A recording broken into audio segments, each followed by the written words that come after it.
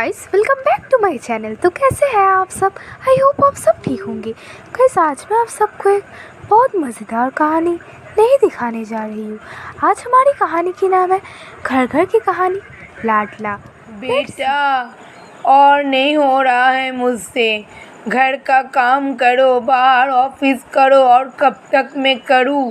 तेरा तो उम्र 36 साल हो गया, अब तू शादी कर ले। माँ, अभी आशा विधवा हुई। अभी मैं घर में एक नई दुल्हन कैसे ला सकता हूँ? आशा के लिए तो मुझे बहुत दुख होती है। बेचारी का इतनी उम्र में ही पति गुजर गई। क्या करूँ मैं? इसके लिए तू अपने आप को कब तक कुंवारा रखेगा?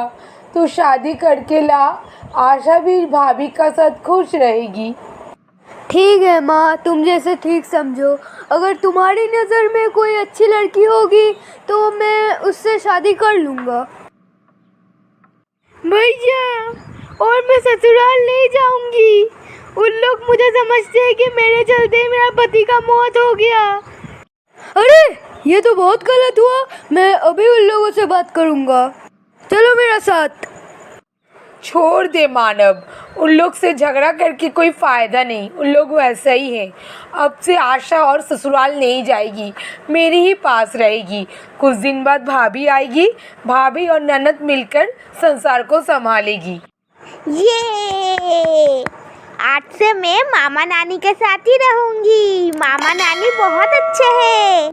हाँ रूही, अब से मामा और ये नानी तुम्हारा हर ख्वाहिश पूरा करेगी। ठीक है बेटा? माँ, भैया, आप दोनों अगर नहीं रहते, मैं और मेरी बेटी खुदकुशी कर लेते। वाह, भाभी तो बहुत खूबसूरत है और मेरा भैया भी लाखों में एक है। देखो बेटी, ये मेरी बेटी आशा मेरे ही साथ रहती है। उसका अभी अभी पति का मौत हो गया, तो तुम दोनों ही ननद भाभी मिलकर मेरे घर को संभालोगे और दोनों बहन की तरह रहोगे। माँ जी, मैं आशा दीदी के साथ बहन बनकर रहूंगी, भाभी नहीं। आपको कभी शिकायत का मौका ही नहीं मिलेगा, देख लेना बहन जी। मामी, मुझे पढ़ाइए। मुझे कुछ पढ़ाई याद नहीं, कल मेरा एग्जाम है। आरोही, तुम्हारा मामा का आने का टाइम हो गया है, इसीलिए मैं तुम्हारा मामा के लिए नाश्ता बनाने जा रही हूँ। तुम अपना मम्मी से पढ़ लो। क्यों? भाई के लिए नाश्ता मैं ही बना रही हूँ, तुम मेरी बेटी को पढ़ाओ। अरे आशा, तुम अकेले अकेले क्यों खाना बना रही हो? मालती कहाँ है? तुम्हारी बीवी का तो बहाना का कमी नहीं। अभी बहाना किया कि मेरी बेटी को पढ़ाएगी, इसीलिए मैं ही खाना बना रही हूँ। मालती, तुम घर का जिम्मेदारी लेना सीखो। मेरी बहन अपनी ससुराल में बहुत काम करती थी, यहाँ भी कर रही है। ये खराब बात है। ठीक है, आगे से कोई गलती नहीं होगा। माँ, घर में जितना खाने का सामान था वो आहिस्ते आहिस्ते कम होते जा रहा है। जैसे कि आलू, चावल, केक, बिस्किट। कौन खा रहा है ये सब? मुझे तो लग रहा है मालती सब ले रही है और अपना मायके में भेज रही है, हम लोगों को छुपा कर। गरीब घर की लड़की है ना, इतना सामान देखी राख में लालच आ गया। माँ, मेरे ससुराल वाले ने मुझ पर लांछन लगाया कि मैं गरीब घर की लड़की हूँ ना, इसीलिए घर का सब खाना चुरा चुरा कर यहाँ पर भेजती हूँ। माँ, आप बोलिए, मैं कहाँ भेजती हूँ? ये तो हर ससुराल वाला का ही काम होता है।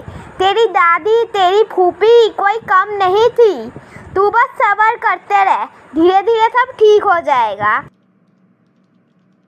सुनिए ना जी, आज बाहर कहीं चलते हैं डिनर करने। शादी के बाद तो कहीं बाहर ही नहीं गए। आशा है, माँ है, आरोही है, उन लोगों को छोड़कर मैं तुम्हारा साथ नहीं जा सकता। तो फिर सबको बोलिए ना तैयार होने, हम लोग सब एक साथ जाएंगे। कितनी बड़ी घर की लड़की हो तुम, जो तुम्हें बाहर जाके खाना पड़ेगा? घर में जो बन रहा है वो तुम्हें क्या पसंद नहीं है? और मानव, तू एक काम कर, काम काज सब छोड़ के अपनी बीवी को लेकर बाहर ही घूम। भाभी, मेरा भैया बहुत कम पैसा कमाता है और आप तो घर में इतना अच्छा अच्छा खाना खाती है, बाहर खाने का क्या ज़रूरत है? मालती, आशा जो बोल रही है वो ठीक ही बोल रही है। बाहर का खाना बहुत महंगा होता है और वो सेहत के लिए भी अच्छा नहीं होता है। घर में जो बना है उसी से ही काम चला लो। ये हुआ ना मेरा लाडला।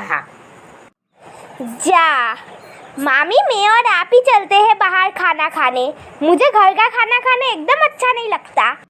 आज नहीं बेटी, संडे मेरा ऑफिस छुट्टी है, हम लोग सब मिलकर जाएंगे बाहर खाना खाने।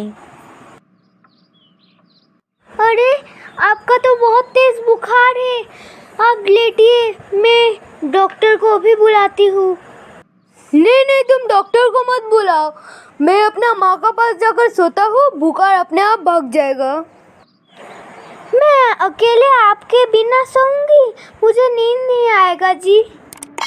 आरोही को लेकर सो जाओ और दीदी भी आ जाएगी, मैं माँ का साथ सोऊंगा। माँ, मैं और ससुराल कभी नहीं लौटूंगी, वो सब मुझे पता ही नहीं देते। उन लोग तीनों एक साथ और मैं एक कोने में पड़ी रहती हूँ। ठीक है बेटी, मैं ही तेरी शादी दिलाई थी, तू अगर खुश नहीं है तो तू यहीं पर ही रह जा। मानव का दिल में अगर तेरे लिए प्यार जगेगा तो वो खुद तुझे लेने आएगा।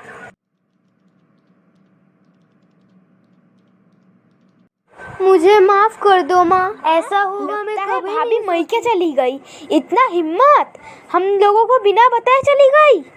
मानव का भी एक बार भी ख्याल नहीं आया।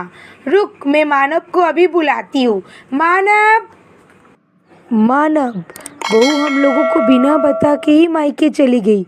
तू अगर उसको लेकर आएगा तो तू हम लोगों को भूल जा। माँ, मैं और उसे कभी नहीं लाऊंगा इस घर में, हम लोग तीनों खुश रहेंगे एक साथ।